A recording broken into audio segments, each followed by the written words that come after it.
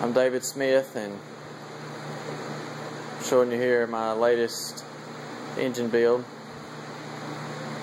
This is a 400 small block Chevy we've built for a new customer, first time customer, Mr. Antonio, who is in Afghanistan now as we speak, and has been for the entire time of the build of this engine. So the whole thing has been built over the phone and text messages and emails.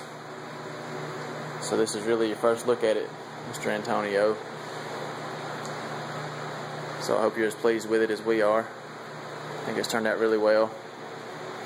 Nice and chrome and shiny, polished stuff.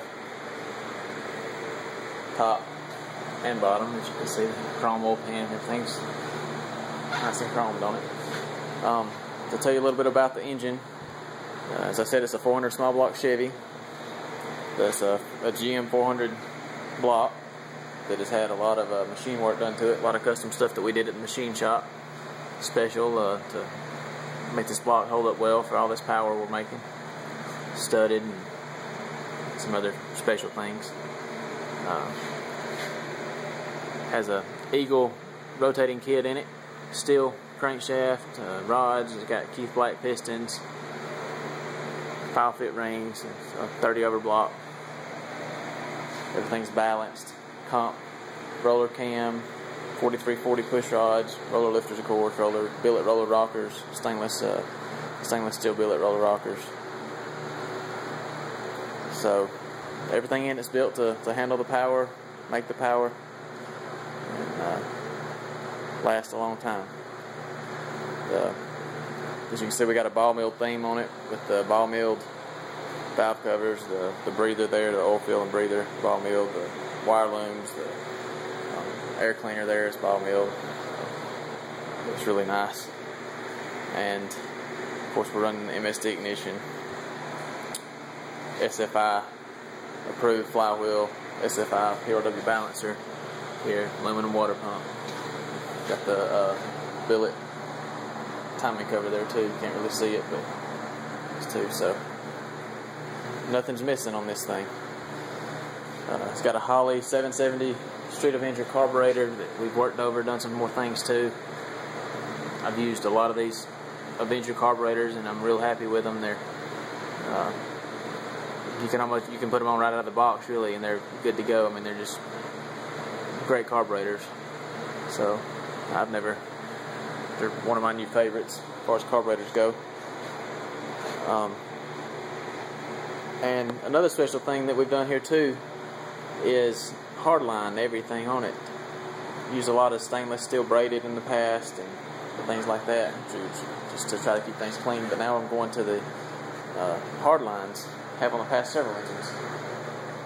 This is one to kind of show a little bit. The water bypass tubes here, all hard lined to get the water from the front to the back. These fuel lines are made special. I did them with the AN fittings. The PCV valve here, it's a billet PCV valve, but it's even hard lined right up there into the back of the carburetor. So there's not a piece of rubber hose, rubber vacuum hose, or coolant, anything on this engine, and there won't be, even on the car. Everything's going to be hard lined.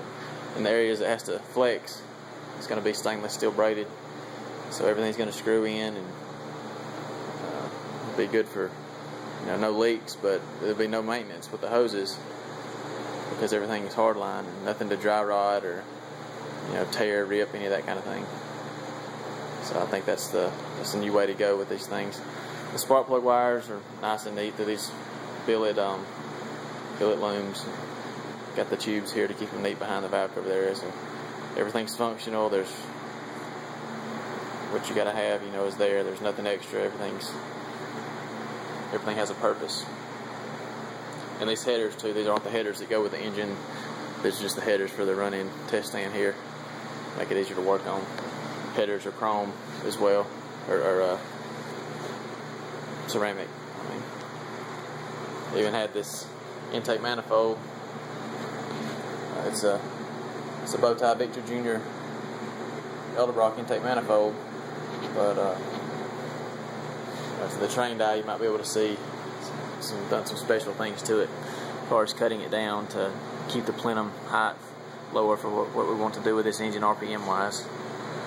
And of course had it plated here in the ceramic as well, so it's all mirror finished, and that's not a finish that you have to polish or maintain a lot. Just keep it wiped off and cleaned up, but it's similar to the Edelbrock and Durashine finish. It's just something that we've done here at the shop. So I guess that's about it as far as details on the engine. So now it's time to crank it up and let's hear how it sounds. It's got a nice idle to it. Let you be the judge of it. We'll go up to the RPM range some and just let you hear everything. So hope you enjoy it.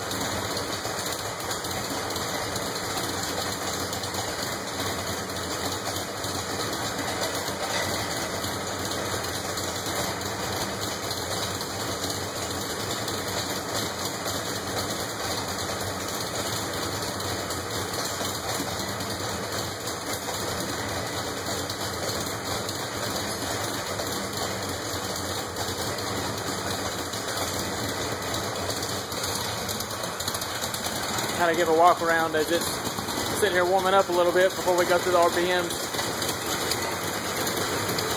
Idles, and it's just sitting there just as smooth. Of course, you hear the idle. It's got a nice rough idle to it. Driving around 650, 700 RPMs there. It's got good oil pressure. Oil pressure gauge there right at almost 60, 65 to 60.